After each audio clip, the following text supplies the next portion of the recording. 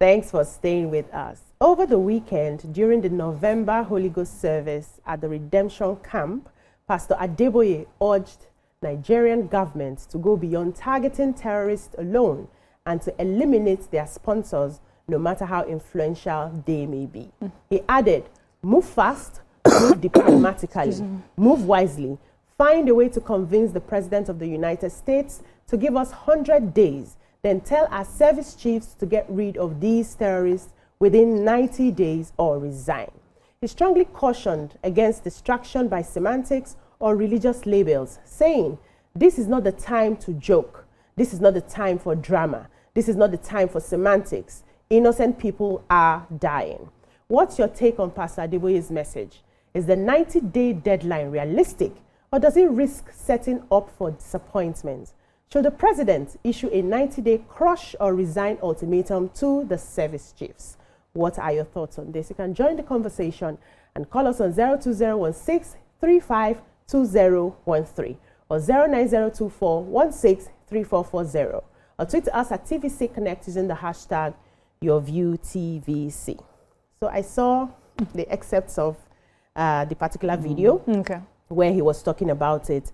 And I feel like this is a direct pressure on the Chief of Army Staff and the service chiefs. That's our president and the service chiefs. A direct call to action, for them. And my question would be, do you think the president should listen and adhere because someone in the caliber of, Pastor Adeboye has spoken? Or will it now seem like if he listens and he goes ahead to give this ultimatum that he has advised he does, that he's going to be playing into the gallery? He's going to be listening maybe because he's the one that said it. Would that negate the plans the government already has on, relating with America and also ordering the service chiefs to do what is needed to solve the security issues? What do you think the president should do in light of this? I don't think Pastor Adeboye has said anything new, or so even, and it's more like an advice. So I really think that these particular words, actually, word for word, have been said many times over and over again. That he says a specific 90-day deadline. I know that deadlines have been given, past administrations as well as this. So even if the president takes up any a strategy right now, the worst will be that people will think, oh, it was based on what Adeboye says. But whatever he does, right now is just in keeping with the fight against terrorism that we have been calling out for. But for me, what really stands out is the fact that we have to start dealing with the sponsors. We have said this time and time again.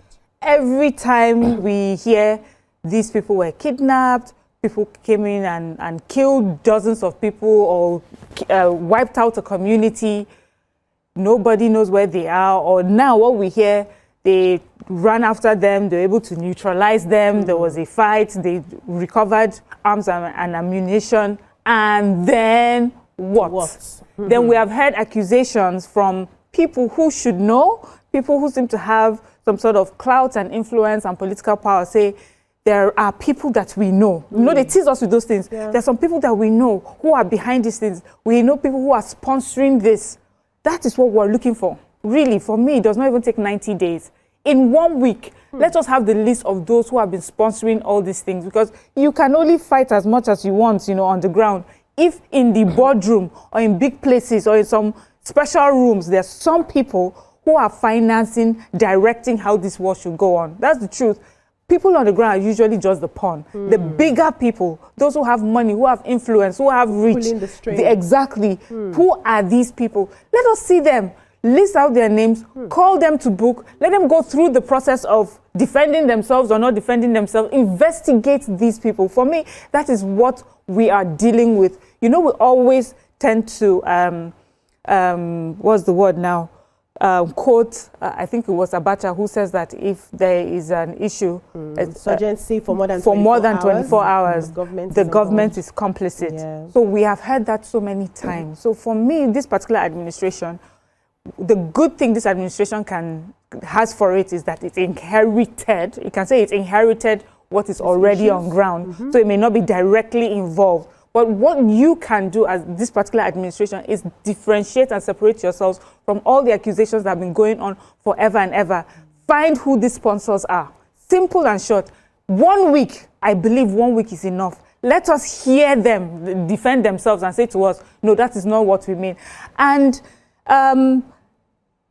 the truth is, if we don't deal with this group of people, we will never end this war against insurgency. It will just always be lip service that we're paying and allowing the pawns to constantly be massacred by these unknown gunmen or this Boko Haram or ISWAP who come from different places and seem to be able to know our vicinity much more than our military, come into our spaces, destroy communities, kill people, and still move away and come back in a few days, in a few weeks, in a few months, and make camps in these communities.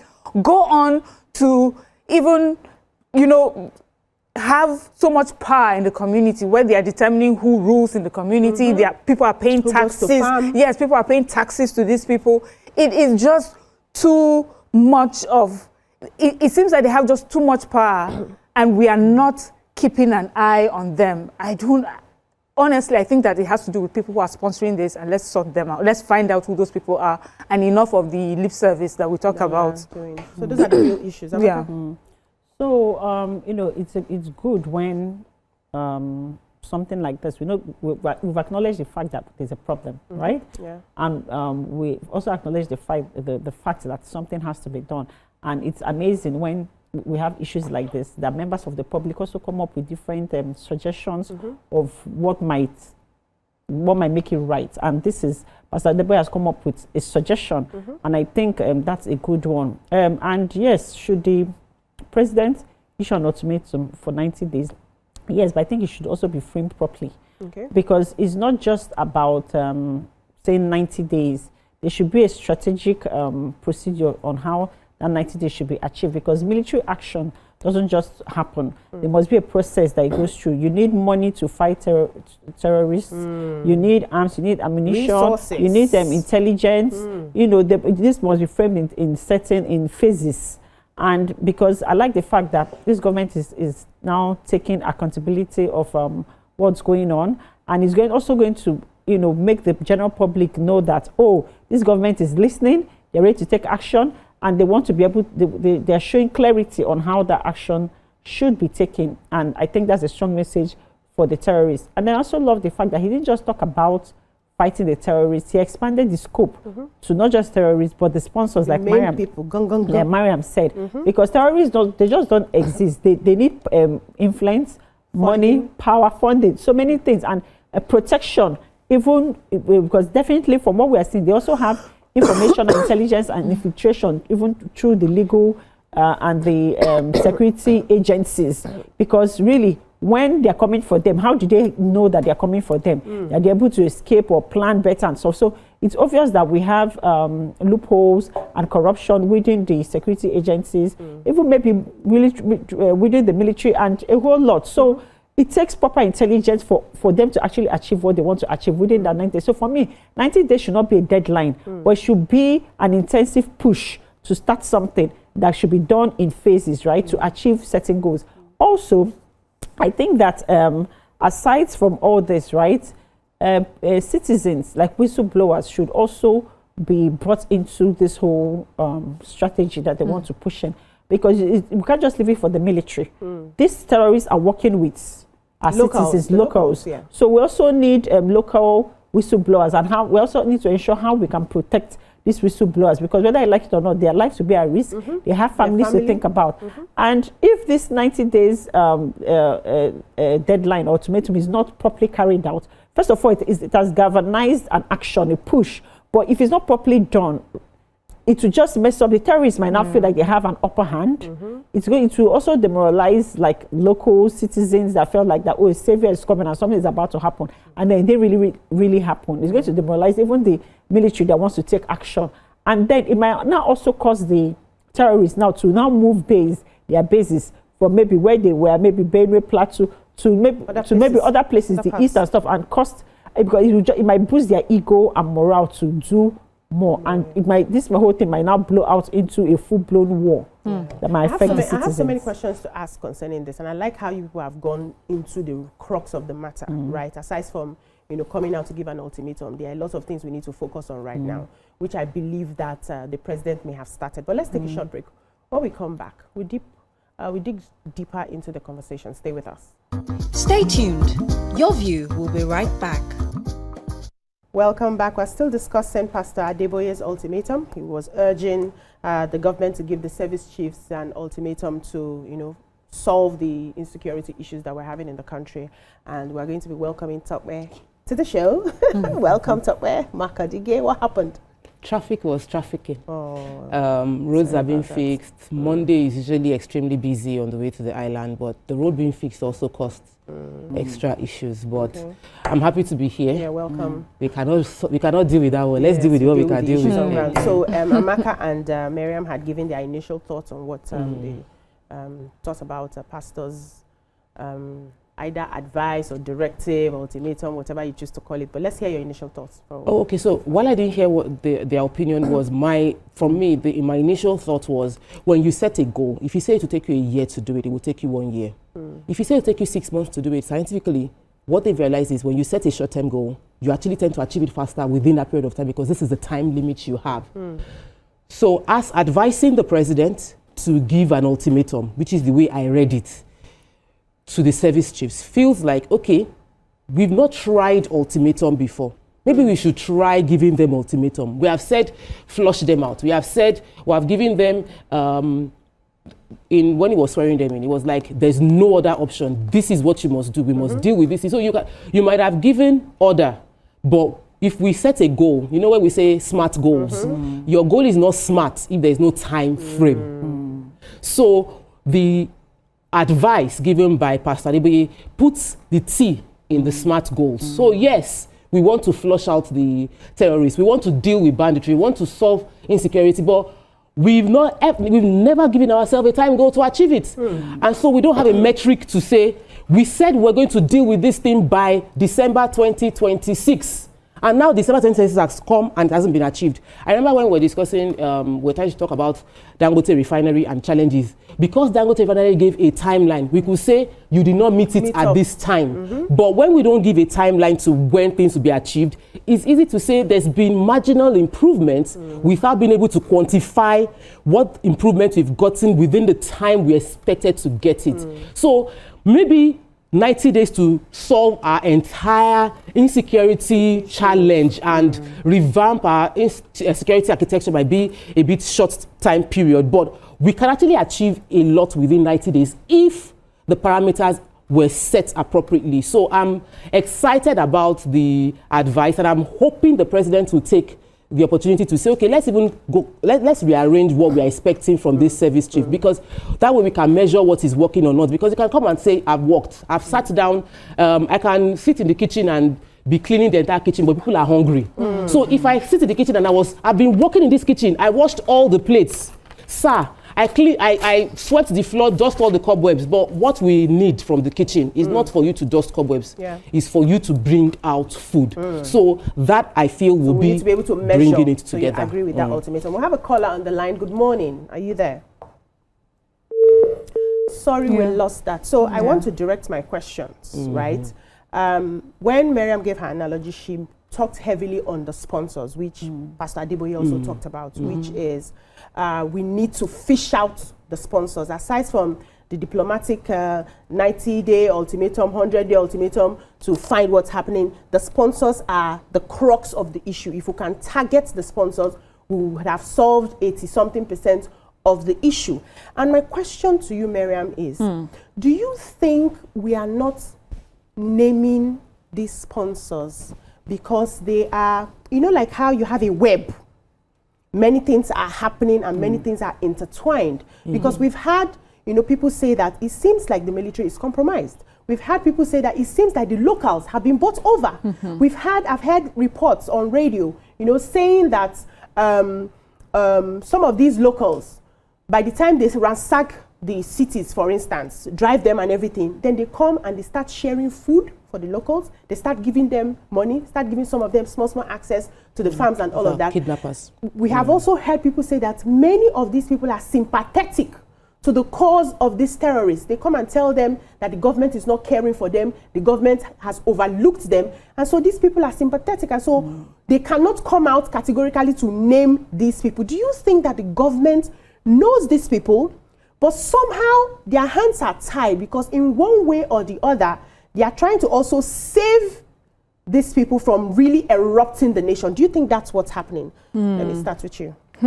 Let's take this call and then you respond to the question. Good morning. We have a caller on the line. I think the network. Yes, Miriam. I think there are various things at play here. Okay. But first, I just wanted to say that previous administrations have issued ultimatums before. Okay. Buhari in 2015 had issued a 2-week ultimatum. That was in March. And also in August, in 2021, in August, he issued a 3-month ultimatum to service chiefs to go and make sure they deal with terrorism. So it's something that we have heard many times before. I also think maybe it's like military speak as well, you know. I give you 2 weeks, I've deployed you to this place, make sure it's done. But what have we done? So I get the conversation, which is you can use your words and issue an ultimatum. If you don't put the right steps in place, then there's nothing that happens. But you have used those words is something that previous administrations have done before. No, but Adeboye gave it a different context. He said, these service chiefs, if they don't do it, then you will take them out. Yes. So that's the so we're different talking from the ones that... you know, in expressing yourself, you said it has never been done before. So I was saying that ultimatums have been issued before. But now we need to be able to say what you're saying is that at the end of the day, you must show us what you've done, what you've achieved or what you haven't achieved. And there has to be consequences for whatever it is that happened. Yes. So going back to your question, which is why we may have these sponsors that we're not talking about or we are refusing to name. And I say that I think there are so many factors involved. First of all, I think there's this culture we have in Nigeria because we have such weak systems. We have powerful individuals who are more powerful than the system. So an agency can do its job to a certain point, and then where they need to now take the next step, you have a phone call that has been made from above and says to you, let it go, or you know, find a way to stall it. We have weak justice systems where people are able to manipulate and, you know, for whatever reason, however, where you be in court forever and ever and ever and ever, or locked up forever and ever, and nothing happens. Then we have also the fear of, I think this has to do with politics, where you feel that if you name a certain person, the people in the country will not see it as a fight against terrorism, but a fight against them. It's their religion. It's because it's our people, you know, and things like that. So I feel that many administrations are trying to, you know, juggle all these things and make a, you know, they're trying to juggle all these things. So it comes across as, you know, people are complicit. But the final one for me is just a lack of political will. I think every administration needs to be able to stand on something, have a principle about something, and not be afraid of how people will take it, as long as what you're doing is for the best of the country. We always refer to how, you know, our current president, when he came in, he says subsidy is gone. And it did not matter how we were screaming and crying and shouting about it. He went ahead. He went ahead. And for a while, it seemed like he made the wrong decision, but he eventually was saying, okay, maybe he was right in the first place. So we have to have an administration that is willing to step in and take, you know, willing to take in whatever the people may not have a full understanding of, willing to take in all the accusations because they know where they are headed, what they want for the country. So you must call these people out. It does not matter the relationships you have with them. It does not matter who they are associated with. Call them out and let's end this once and for all. Yeah, because of time, we may not be able to go really round, but let me just ask this question to Amaka. You know, you talked about the fact that the 90 days ultimatum, something can be done. But do you think 90 days, for instance, if the government decides to say, okay, I'm giving the service chiefs these 90 days to fish out all of these people, do you think a war that has gone through so many decades, that 90 days alone will be enough to do what is needed to do to sanitize the system? So I don't believe that 90 days should be a deadline. Okay. I believe that there should be a 90-day ultimatum, but it shouldn't be a deadline, and it should be done in phases. Because it's one thing to say, okay, I give an ultimatum, but it's another thing for the militant, the military to be able to follow through. And it's also another thing, you don't just give an ultimatum without backing it with funding. So government and the government and its legislators might now take a little bit of time to be able to push out the budget and the funding for this operation. Because this is an operation, right? And then you need, so you can't give somebody an ultimatum and then don't back it up with funding. Then you can't expect results. Fix it. Because when you do that, and you're setting them up to fail. And then secondly or thirdly, when they go unprepared, right, and there's no strategy in place, you risk civilians being casualties of war. You risk things because, and if there's corruption within the military or anybody, in terms of intelligence, then before you carry out your operation, they already know, and then you achieve nothing because you just lose military personnel, you lose civilians. So what they should do first of all is to make sure that the intelligence is curbed within watertight to certain people. So when it leaks, we know who to hold responsible. And so certain strategies must be put in place. And like Mariam said, there must be consequences for inaction. Yeah, finally, because we're going, we have heard people accuse these terrorists that they have a lot of international funding. These terrorists are having a lot of international funding. What do you think the government can do in the fight for this international funding? Well, the truth is, it's not a whether we've heard or not. It's a fact. Because the ammunition that has been confirmed within the custody of terrorists are ammunitions you cannot have gotten locally. So there's support somewhere. And whenever you want to solve a crisis, you find all the beneficiaries of the crisis. So if you can find it, you solve the problem. But do we have the intelligence to solve it by ourselves? No. We would definitely need collaboration on that matter, because we need to trace funds that Nigeria's limits would be, Nigeria's capacity is handicapped to be able to trace the funds where it's coming from. We've had information about where it's coming from, though. It's just that we need to, it's about, like Mariam said, call them out without fear. We have to go. I wish we had more time too, because people are sounding like experts this morning. I'm so surprised. Discussed this matter for too long. I'm telling you, we might as well be relatives. Honestly, I agree with all of you. We've mentioned very important points here. We need to work towards a system that is more powerful than any individual if we want to see a headway.